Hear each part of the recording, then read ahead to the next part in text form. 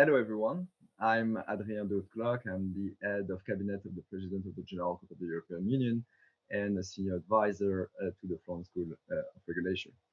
I'm also delighted to be a co-editor of this volume, Capacity Mechanisms in the EU Energy Market, Law, Policy and Economics at Oxford University Press. The second edition of the book is coming up very shortly, and I'm glad to be given the chance to say a few words about it. Well, since the first edition of the book, so about 7 years ago, I think it's fair to say that these capacity mechanisms have become a fact of life in EU energy markets. Design features have been refined over time in successive ways, in particular to address domestic competition issues and cross-border distortion in the internal market. Meanwhile, the European Commission has been very active. There has been intense scrutiny, in particular under the EU state aid rules, and some of the key cases made their way up until the European courts. So I'm thinking about the UK mechanisms, I'm thinking about Ireland, or even a few cases we got here about Italy. So I think it's time to reflect on that. I think, a fairly now coherent and stable body of decisional practice. The capacity mechanisms even made their way until secondary legislation. We have a few rules introduced that have been introduced in the clean energy package in 2019. So of course it's been 7 years.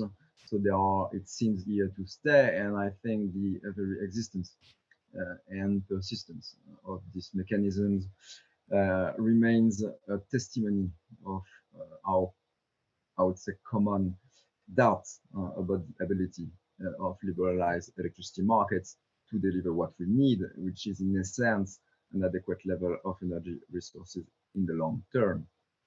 So indeed, so-called energy-only markets where generators are paid only for the energy they produce, so at least as they are implemented today, do not seem to be able to provide appropriate incentives to build new capacity in the right location, in the right quantity, and based on the right technology.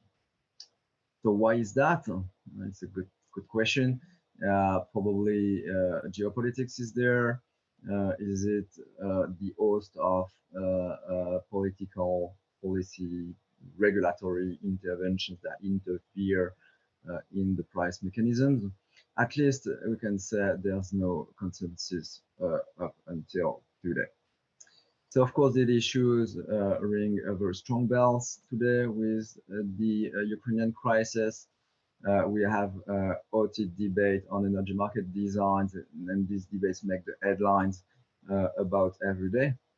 I think, in essence, the main issue is how do we preserve the energy acquis of the completion of the internal electricity market, while at the same time addressing the decarbonization and energy security objectives. And it's not impossible. The debate we have had on capacity mechanism the last 10 years will somehow inform the debate we are having at the moment, and we will certainly be having in the next few months. So of course, it's a bit early to say how these mechanisms will fit in the new electricity market designs.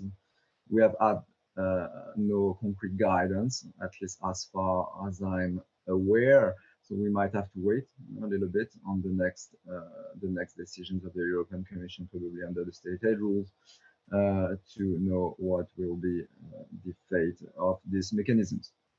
So what do we have in this new edition? First, we have a new editor, Professor Kaisha Uta from the University of Eastern Finland. We are very happy to have her on board, and it's been a pleasure to work with her.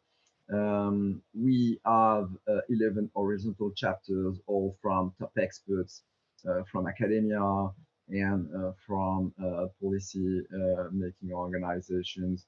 We are tackling all the issues from the different angles and it's really with a cross-disciplinary ambition, really the law and the economics and the policy, and this is what we are trying to do, and for many years, I think, at the Florence School.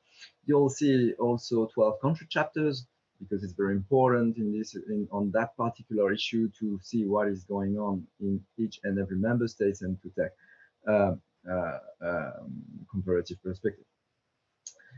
We will have a book launch very soon on the 26th of October. It will be a webinar. It will be online. It will be only for an hour. As the co-editor, we will host two discussants and address with them some of the key issues, and of course take questions from the audience. So I'm really looking forward to that event. So thank you for watching, and I hope we will meet soon, and in particular at the book launch on the 26th of October.